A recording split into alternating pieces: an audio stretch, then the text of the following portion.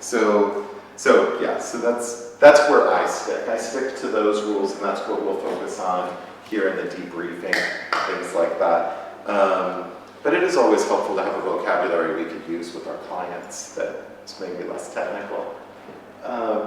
Fundamentally, the principles of FAP scale from basic behavioral principles that are pretty well established, but that typically doesn't fly for any definition of an evidence-based therapy. There are a number of case studies and publications on what it can be used for and effective examples. There are a smaller handful of actual treatment trials, including using FAP as an adjunct to cognitive therapy for depression, showing that you get significantly greater improvement. But the number of these studies is admittedly quite small. So while it's all promising, there's not a lot. It's a difficult, and particularly when you think about the 5 rules model versus the ACL model, it makes it particularly difficult to study, knowing that a CRB1 or a 2 for one client will be completely different and maybe even overlap in the opposite direction with what they are for another client.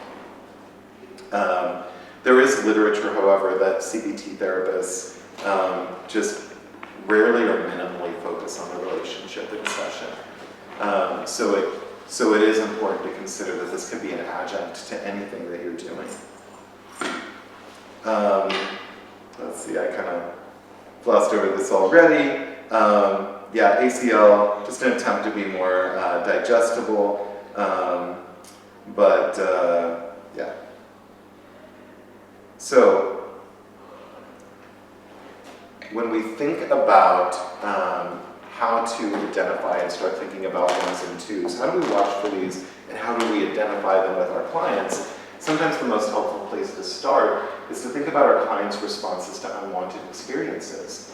So, asking ourselves the question, how does my client respond to their feelings of sadness, to their feelings of rejection, to their feelings of loss, or to their feelings of joy, to their feelings of connection, to their feelings of love? Many of our clients who come in who struggle with relationships, it's not that they have no loving others in their life, but to a variety of extents they can't feel it, or it doesn't seem like it can get in. So some of these responses might be considered diagnostic symptoms of their behavior, so ruminating over interactions in the day that evoke shame, leading to isolation and not leaving the home on weekends or evenings, discontinuing our pleasurable activities. We could start to check off some categories in the DSM or the ICD, but some of these responses aren't going to be symptoms that are so clearly labeled. Not answering the phone from our friends anymore, in the absence of some of those other symptoms. So they might include behaviors that we use to numb or distract from internal experiences. Like you could certainly drink alcohol to numb yourself without crossing the threshold for a substance use disorder. Finding partners for sex as a means of self-soothing, if you think about like hookup culture. So they don't, and these don't always need to be problem behaviors. They could be adaptive or avoidant depending on the context. So we're always trying to look at in this client's life right now, and the way that they're responding to this emotion.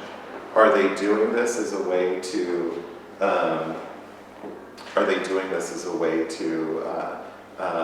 adapt with the best tools they have? Is this actually the closest proximity to a workable, healthy life? Or is this about avoiding something or shutting off a difficult experience in a way that's not workable for them? I often think of, in the US a few years, probably 5 or 6 years back, there was a lot of media attention around the idea of sex addiction. I think this was like one of the dozens of times David Duchovny went into inpatient treatment, and there were a lot of interviews. And so I had a number of clients who came saying that they wanted therapy because they thought they had a sex addiction. And almost none of them would meet any of the proposed diagnostic scales. They might have had shame around a sexual encounter they'd had because it didn't fit their values. It was either sex outside of a relationship or sex with someone that they realized was not a person that fit their values. It was very, very rare that it was someone where the behavior itself was what was having a destructive impact on their life. I did see that too, but it was definitely the minority experience. Otherwise, it was, for most people, it was just, I have this feeling in this context, and I want that feeling to go away. That feeling feels so problematic.